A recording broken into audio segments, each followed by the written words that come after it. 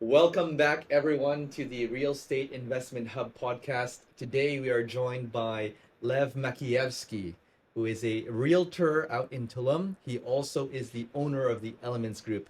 Lev, how are you? I'm great, guys. Thanks for having me on. Thanks for coming. So, we'd like to get started with what you're all about. Who are you? What do you do up there? And what inspired you to To get move into out to Mexico. that field? Awesome. Who am I? Well, I grew up in Russia. That's where I was born. Then I moved to Montreal for 10 years to really cold snow. Then I moved to Vancouver to really, really rainy weather. Yep. And then 10 years ago in 2013, took a one-way flight to Mexico and haven't looked back. So I live in Playa del Carmen and I've been here for 10 years now. Wow. Wow, Yeah. amazing. And besides the weather, of course, out of all places, why did you choose Tulum exactly? And sorry, Playa del Carmen, in Mexico. Well, the Caribbean Ocean is much, I would say, nicer than the Pacific Ocean. The Hmm. beaches here are spectacular, the laid-back lifestyle, the cost of living, Hmm. and just everything together is kind of a perfect package to live in. So recently, this side of the country was voted as number three or top 10 of some sort to retire or relocate. So there's a reason everyone's doing it, and I picked that Hmm. reason and came down here 10 years ago. That's amazing. No, we've definitely seen your stories. Definitely the place to Extremely be. envious. Yeah. Way better Those here than beach here. clubs in Tulum. Oh my goodness. Seems like you're Yeah. always having a good time. It is. I don't really do them anymore because I have two kids now. One's Yep. three Mm. and one's 3 months, but they are a good Congratulations. time in my previous life. Hmm. So besides spending time with your family and enjoying the nice weather in Playa del Carmen and in Tulum, what do you do out there for the folks at home? Awesome. So I started my own company 2 years ago because I saw that there was a big disconnect with North Americans trying to do something down here, whether it's buying a condo, a villa, a lot, or it's construction, if somebody needed property management. So I decided to kind of focus all of my energy in starting this company to help Americans and Canadians with everything that they need. So I own the Elements Real Estate Group, which has we have 7 agents on our team, and we have access to all of the investment properties as well as the resale market. We have a Hmm. construction side where we're building 2, 3, and 4 bedroom villas for clients as well as Wow. custom builds. We also have a property management company where if somebody purchased a unit in Tulum or Playa, we'll manage it for them with a more of a North American approach. And Hmm. we also have a concierge company. So if you guys ever come, or your friends or guests, we have somebody that'll take care of the entire trip for you, from transportation to accommodation to dinners, cenotes, beach clubs, whatever it is. So it's a lot, but it's been pretty great so far. So fully turnkey service. I love that. Yeah. That's the idea. And do you guys offer any like accounting, legal, like stuff like that as well? Great question. So for the real estate aspect of it, I've created an ecosystem as well Hmm. where we've vetted the best legal team in the state, all English speaking, all fluent, so that they can explain very clearly to clients the back end of the purchase. We have English speaking accountants that we work with. We have interior designers. So my wife's an interior designer here. She's got her own company. What else? Photography. So we have some of the best photographers to really make your unit stand out when it comes to Airbnb and VRBO. So yeah, we've created that ecosystem so that the clients, when they buy, they don't have to think. They don't have to bang their head Hmm. against the wall to understand, where do I do this? Who can I trust? Who can I work with? I don't know anything about anything. Please hold my hand. And that's what we do. We hold people's hand. That's amazing, Lev. Even selling like Vancouver real estate, and because we do focus on a lot of investment real estate in Vancouver, the process itself is already so difficult. So I love that you've taken the extra step and you've really created this full turnkey service for clients. Because as we know, buying here is difficult enough. So just imagine buying out into a country that that you might have only been to like a few times. Like Exactly. me myself, I've only been to Mexico twice. Yeah. So just imagining buying an investment property out there, I wouldn't even know where to start. So for you to create this kind of ecosystem is honestly incredible. Yeah, Really Uh, impressive. you'd be surprised with some of the questions that people ask me. It's not just oh yeah. about real estate. It's also like, hey, where's the best place to get this and to buy that, and Hmm. how far away is Cabo? And if I Oh want, yeah. I'm just like, no problem. I'll answer all your questions. That's amazing, man. So aside from, the fun of Mexico and the gorgeous climate, and the really nice lifestyle, from the real estate side, what Yeah. made you move there 10 years ago and really start doing business out there? Right. So 10 years ago, it was a very different landscape here. Real estate was Hmm. kind of like more of a second home thought. It wasn't really more as much as for rental and profitability as it is now. Hmm.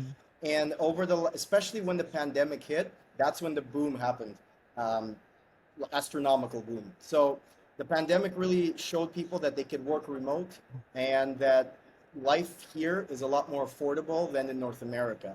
And a lot of people are feeling the pinch right now with what's happening in the US and Canada. So we're getting a Hmm. lot of investors here. Rather than trying to buy a home in downtown Toronto, they're buying a 3-bedroom villa in Tulum.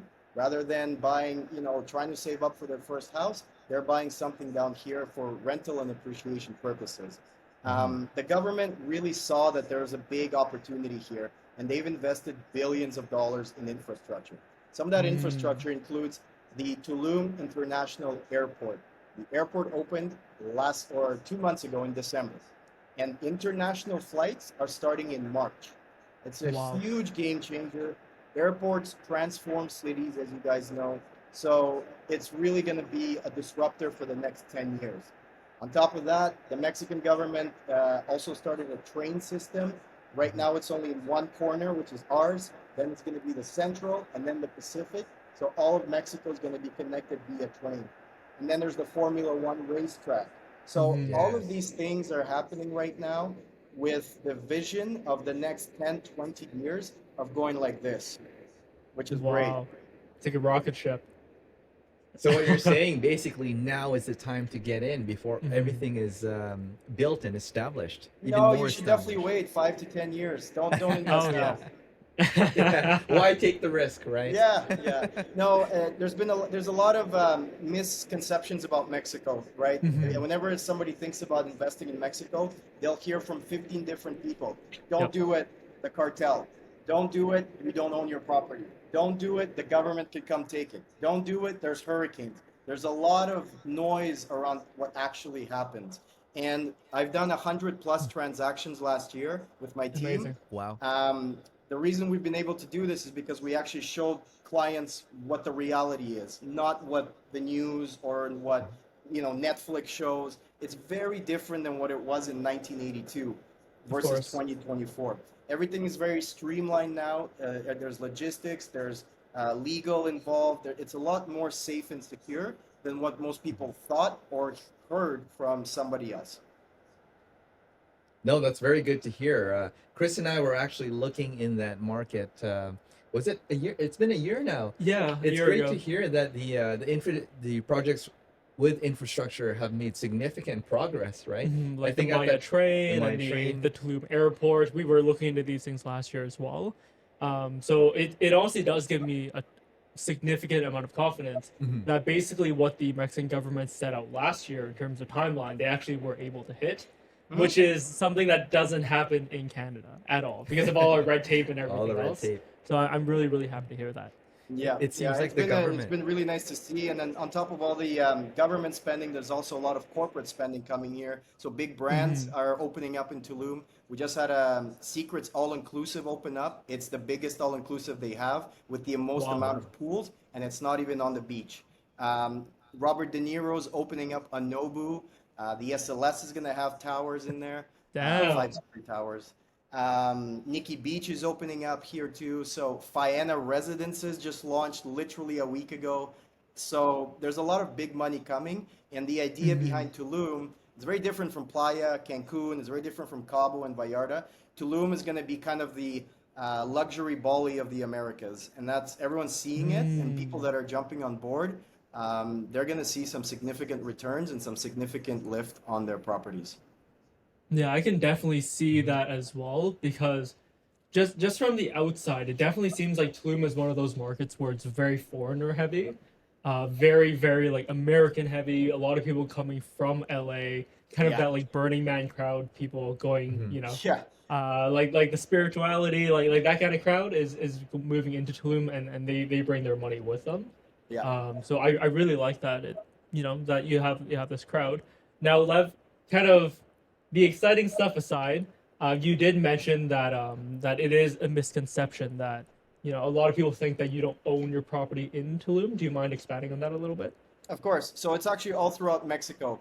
Back in Okay. the day, before the 1980s, you weren't allowed to own in Mexico as a foreigner 50 kilometers within the water or the border. Hmm. However, the government clearly saw that Americans or Canadians are going to Florida and Texas and Arizona, and they wanted to own property here in Mexico. So what they did is they put two mechanisms in legislation which allows Americans and Canadians and foreigners to fully outright own the property. No leases, no contracts, but deeds and titles. Those two mechanisms are called a Mexican trust or a Mexican corporation, and we help set both of those up. Hmm. And once you set up one or the other, you are on the deed and title of that property. It is not something that is you are potentially or the government or something. Your name is on the deed and title, and you are registered at the notary's office. So, do you own your property outright? 100%. Can you will it? Yes. Can you refinance it? Yes. Can you Wow. renovate it? Yes. All of the things that you could do back home, you could do here with a Mexican trust or a Mexican corporation. So you just basically outright own it. That's very good news. Hmm. Yeah. And for our listeners here, let's say we have a client here that's wanting to purchase a property there. Can you sort of give us a brief intro on how long that would take, what would need to be done in order for that to happen? Got it. So there's two ways to buy here. One is pre-construction and one is a resale. If you're buying in pre-construction, we work with the best developers. We vet all the developers so that there's no, it's not their first project and no one's ever heard of them or anything like that. So when you're buying in pre-construction, our lawyers also do a full due diligence report, a full background check to make sure that there's no debts, that there's no lawsuits, that there's no liens, that it's squeaky clean. And most of the developers that we work with are squeaky clean. Of course, there's some bad apples, but we don't talk to them. We don't send clients to them. We stay away from those. Mhm. And then the other option is for resale. So the market's starting to shift now, which is really nice because stuff that was building 2 years ago and that type of product that is ready now is now on the market, and you can actually apply financing to those units. So you don't have to Hmm. wait 2 years, a year and a half for pre-con. You can buy something ready now. Yes, you're paying a little bit more of a premium, but your layoff of capital is much lower, as low as 15% down payment. So Wow. that's Okay. kind of the two ways to do it. You have pre-construction where you pay throughout stages up until it's done, or you Mhm. can buy a resale, either cash or financing. Got it. And then in terms of financing too, I know that's a bit tricky, being someone out of country. Hmm. How Yes. would that work, Lev? So it's great question. It's been very challenging and complicated over the last, I would say, 3 or 4 years to find the right lenders. A lot of local Mexican lenders are great at lending in Mexico, but not necessarily Americans and Canadians and foreigners, especially Americans and Hmm. Canadians. And in the last, I would say, 6 months, I got introduced to two fantastic lenders. One of them is out of Alberta, and they look at all of your income and assets back in Canada, just like TD, RBC, and all of that. Wow. And Okay. then the other lender is from Quebec, who operates here in Mexico with all the Mexican banks. And Mm. both of them are great options. The Alberta lender is asking for a minimum of 35%. The Quebec lender is asking a minimum of 15%. The amortization period is between, it's up to 25 or 30 years. The rates Hmm. are between 10 and 12%, which again is Okay. not ideal, but with the price points that we're at, it's still Mhm. very manageable. Yeah. And there's no prepayment penalty, so that's great. Some Okay. clients come into some money, or they sell a property, they pay it off, they're done, and they own their property and enjoy the fruits of their labor. Definitely a good advantage not to have a prepayment penalty. That's for sure. Hmm. Now, in terms of price point, I know we had a discussion behind the scenes a few days back. The price point, it really depends on what you're looking for. Maybe you can get into that further. Right. So there's not a one shoe fits all price point for properties here. About 10 years ago, you could find a studio for $79,000. You could find even 5 years ago, maybe 100, 110. Most lofts slash studios, about 400 or 500 square feet, are now about 150 to 180. Mm-hmm. In beautiful complexes with beautiful, amenities and all of that. When you get into the one bedroom space, you're looking at about 200 to about 275 now, when it used to be Okay. 150. And in the two bedroom space, there has to be at least a two in front of it. But for the most part, it's between 275 and 500, depending on the unit, the amenities, the location. The villa space is really exciting too. Villas are around 450 plus, depending on the size, the villa, the location as well. And we also have the ultra luxury. We have villas here that are $4 million, $16 million, and the returns are unprecedented. To give you guys an example, there was a villa that just got built in the main core of Tulum, and in its first year of operation, it generated 1.3 million US dollars. Wow. No Oh joke. my god. That's an amazing That's return incredible. That's way better than Vancouver in the for first sure. year alone. It has a Wow. nightclub. Damn. I mean, at that price point, you kind of have to. Yeah.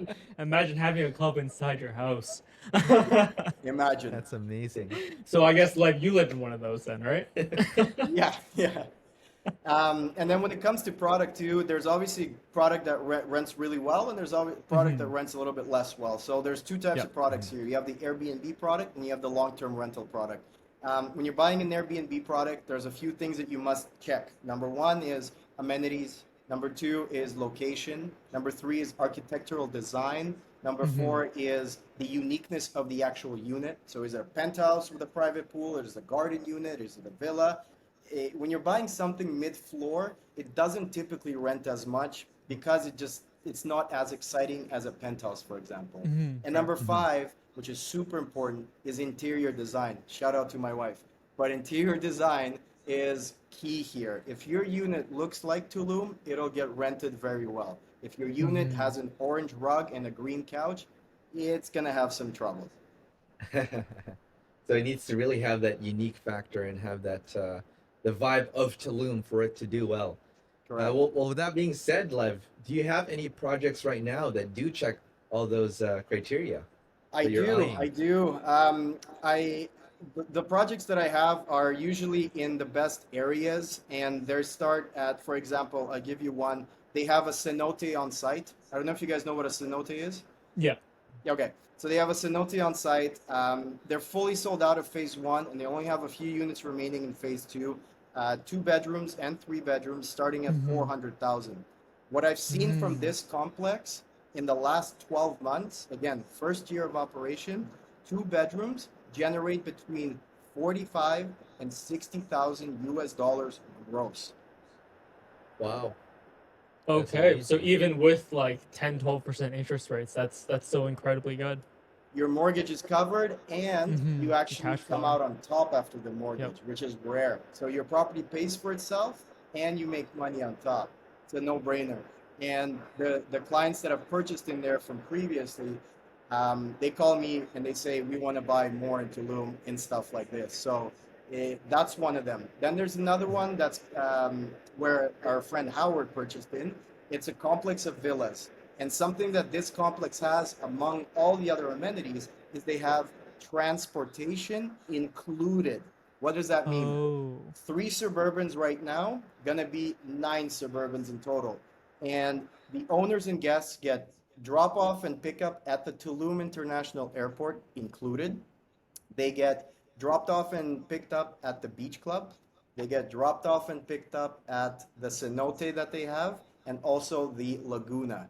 So picture this, you guys fly down, you step out into paradise, and there's a big, beautiful Suburban with beer and water waiting for you to take you to your villa. Let's book our tickets right now. Yeah. Okay, We're getting a unit right now. That's Dang. amazing. That really is amazing. And going back to the cash flow, that's all in USD, correct? All Mhm. USD. It's all Wow. USD. Yep. Definitely a really impressive investment. And for a lot of the investors that I know are probably quite interested in this, do you mind highlighting a little bit of the carrying costs there, aside from the mortgage itself? Would there Mhm. be some kind of Property HOA or taxes. maybe some kind of strata fee? Is there like a property tax associated? Great question. So I kind of know what most investors ask me, so that's definitely a lot of the Yeah. questions that they ask me. So, for example, is there any Airbnb restrictions in Tulum, Playa, or Cancun? Mm-hmm. The answer is no. There's only one Good. building in Cancun, and it's the SLS on the water. It's only for second homes. So there's no Airbnb restrictions, which is great. Number two, HOA. The average HOA that we see is $2.50 per square meter. So if you have a unit Okay. that's 1,000 square Per feet, you're square paying meter. $250 a month for outside maintenance, everything outside Mm-hmm. of your unit, restaurant, security, gardening, pools, concierge, all of it. And then when it comes to property management, so property management here is a little bit more than in the US and Canada, but Mm-hmm. it's for a reason. Number one, it's a turnkey process and they charge 25% on average. What does that mean? You're in Vancouver, you're in Canada, Toronto, doesn't matter, and something happens with your unit. If it's a unit close to you, you can deal with it within the next couple of hours. But if Mhm. it's a unit that's 3 countries away, a little bit harder to do. So that's why the Mm-hmm. property management companies charge a little bit more, is because they do everything for you. And all you do is receive a check every month. They'll pay your bills, they'll do the marketing, they'll do the responding, they'll clean it, they'll inspect it, they'll check in, check out, turnkey service. And we work with about 4 other companies on top of ours just to give clients an option to interview them where they could pick which one they want to work with. What other carrying costs are there? Oh, yeah. The small expenses of water, electricity, etc. Because of the cost of living here is a little bit lower than in Canada and the US, those expenses are minimal. So a good Mm-hmm. rule of thumb would be like this. Let's say your 4 bedroom villa made 100,000 US dollars. Okay, gross. 25% will go towards the property management, and then at the maximum, another 10% for costs. So you're looking Okay. at 65% net on your money in your pocket. That's amazing. Yeah. That is amazing. I'm going to try to call Rodby today. He's going to be packing his bags. Yeah. No, it's 35%. Okay. 25 on the property management side, Mm-hmm. which is fair considering that they're taking care of everything, and maximum 10% on the utilities expense. That's not bad, actually. Not That's bad a at very, all. very good. Yeah. Something to note that a lot of people don't know about is property taxes here, and I forgive me for saying this, it's probably going to hurt you, but in Mexico, if you own a property that's 500,000 a year, your property taxes are $500 a year. Feels in comparison to what we have to deal with here. Yeah. That's amazing. So it really is, in the grand scheme of things, minimal compared Mm-hmm. to the other expenses. So the overall summation of all the expenses are, I would say, quite reasonable, right? With the revenue that you're getting from these investments, it's definitely a lot higher than here. Here you can't even cash flow. I mean, in a lot of the places in the U.S., even if you do cash flow, it might be a couple $100 a month. Yeah. And that's kind of a pretty good case scenario for the amount of capital you're putting down. So, the fact that you might net like 100K in a year, or sorry, you might gross 100K in a year, and then you minus your expenses on top. I think that's still well worth it. When you can also the flip side of this entire game plan is that you can also go live there for a little while as Mhm. well. Like when it's really really cold in Ontario and BC and Montreal, you can just fly down to Tulum, live in paradise for 2 weeks, and then you go back home and then you make money on your money. So that sounds great to me. Double Yeah, purpose. Hmm. I think that's exactly it. That's what a lot of clients are doing right now is they're investors. They're buying something that A is going to appreciate, B they can use it for family, C it pays for itself and some, and it just checks a lot of boxes. Now it's very important to note that me and my team, we only look at properties that are going to be 5 to 10 years ahead. generating lots of income and appreciating really well. Can you find a two-bedroom for 99,000? Sure, but you can expect the same returns and you could expect the same quality for 99,000, right? The properties that we tend to show and showcase are the properties that are out of this world visually and out of this world profitable wise. The architecture in Tulum, because it's so new, over the last 5 years is when it really started growing. You can't see stuff like this anywhere else. I live in Playa and it's a concrete jungle. It's building, building, rooftop, rooftop, rooftop. That's it. That's called luxury in Playa del Carmen. And I love my city, but it's not. In Tulum, you have properties that look like they're from Avatar, Star Wars, curvatures, just wild. And architects and engineers really look at how can we make this one better than the other 20. So they're really in that era right now of competing with the most creative design, the most unique building.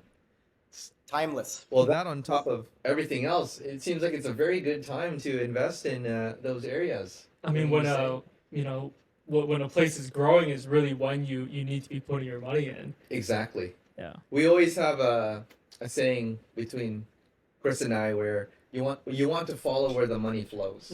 Essentially, since they're putting a lot of money into infrastructure, The government is putting money into infrastructure, not just private developers. Green flag. Yeah, because these are people, that have people working under them that do all the research and analysis and everything else.